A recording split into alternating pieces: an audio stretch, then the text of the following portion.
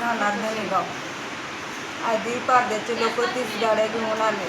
30-35 जण पारड्याचे पोरं आले आधी. त्यांनी मला गळ्याला हे लावून तलवार लावून तुझ्याच नवऱ्याने केले म्हणून माझ्या पोटावर लाथा इथं रॉडनी मारहाण केली मला. आणि मराठीचे लोक वाडीचे होते, माळ्याचे. तुम्ही पोलीस स्टेशनला गुन्हा दाखल केला?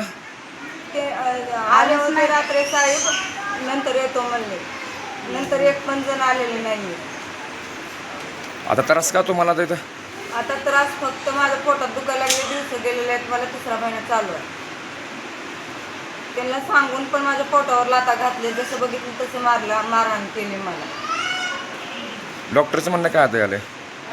डॉक्टरचं म्हणणं आता त्यांनी बाहेरची सोनोग्राफी करा म्हणायला लागली, पण माझ्याकडे पैसे नाहीत सोनोग्राफी करायला. पोटात तर लय दुखायला लागले माझ्या. आता तुम्हाला काय पुल्ली काय तुमच्या आता न्याय कसं पाहिजे तुम्हाला आता? त्यांच्यावर केस व्हायला पाहिजे, गुन्हा दाखल पाहिजे, सगळ्यावर. आमची घरदार बघून गुन्हा दाखल करायला पाहिजे त्यांच्यावर. आमचे तर घरचेच नाहीच आहे घरी. माझं नवरं तर पुण्याला कामाला गेले. गावात काम करत होतं विष्णूवर. गावात त्यांनी विचारपूस केली नाही, काय नाही, डायरेक्टच आमच्यावर हल्ला केला त्यांनी. बाई सुनील भोसले, मी राहणार धनेगाव. 2-3 वर्ष झालं आमची लेकरं काम करते ते जळणाचे तसले लाकडं तोडायचे काम करते ते.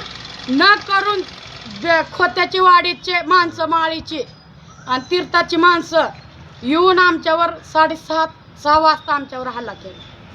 न काय करून सोनं कुठे दाखवा, हे कुठे दाखवा, समजा करून आमच्यावर एवढा अन्याय केला.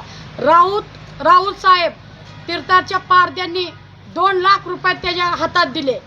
साहेब ह्यांच्यावर असं ही करा, ह्यांच्यावर असं गुन्हा ही करा, हाणमार करा, लगेच हे दाखवते ती. राऊत साहेब स्वतः उभा राहून आम्हाला एवढं मारहाण केली. आणि ही काय म्हणतात की ते आपलं कार्यकर्ते काय म्हणतात की तुम्ही पोरं जाऊन हल्ला करा त्यांच्यावर, आम्ही बघतो. कार्यकर्ते कशाला आहे साहेब? कशाला आहे? अन्याय करायला का समजा ही करायला आमच्यावर? कार्यकर्ता होऊन आमच्यावर समजा ही करून गुन्हा दाखल करायला होतो. तुम्ही तक्रार दिली ना वर DSPला, SP साहेबाला? तक्रार ती म्हणते ती इथं जावा, पोलीस स्टेशनला जावा. पोलीस स्टेशन बी आमच्यावर गुन्हा आमची दखल घेत नाहीत, कोणच घेत नाहीत आमची दखल.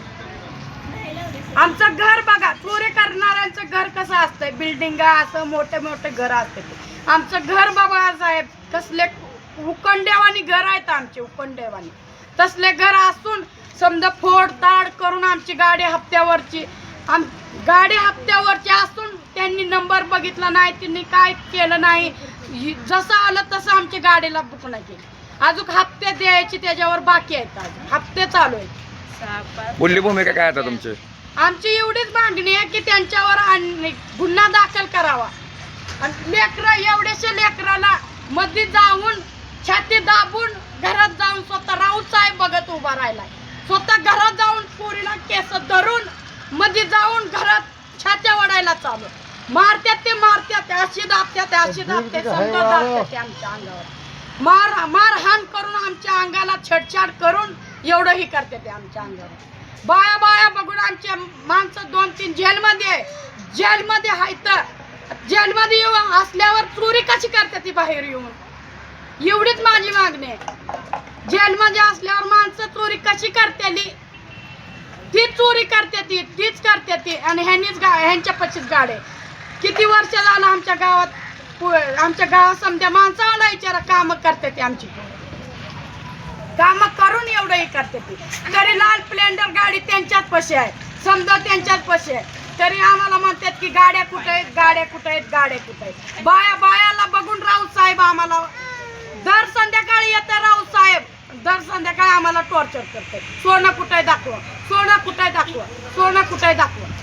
असं करतात. एवढीच मागणी की राऊत साहेबावर बी तक्रार करावा.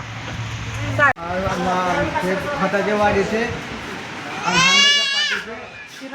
आणि तीर्थाचे 6:30 वाजता आले तिथं धनेगावला. असा जो 8 दिवस सप्त्यात मी होतो. जे सप्त्यात जेवण करून त्या चौकात बसलो होतो 5 दिवस. आणि हे आले अचानक आले हे माळीचे लोक तान्या भरत माळी, लक्ष्मण माळी आणि दुकानदार शिंद्याचा आहे शिंद्याचं ते एक माणूस आलं दुकानदार पोरगा.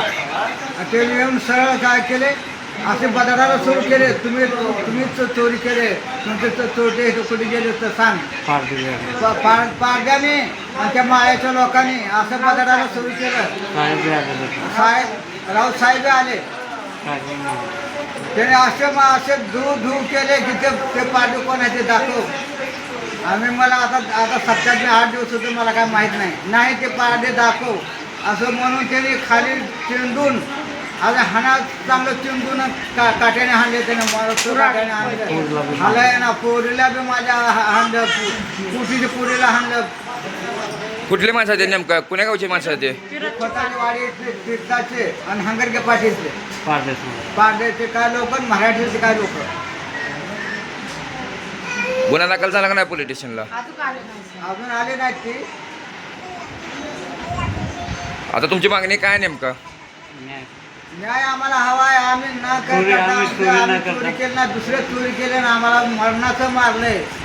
आता सुद्धा अजून सुद्धा मला चालला ना, हे आमच्या बायांना सुद्धा मारलं दोघे चौघीला.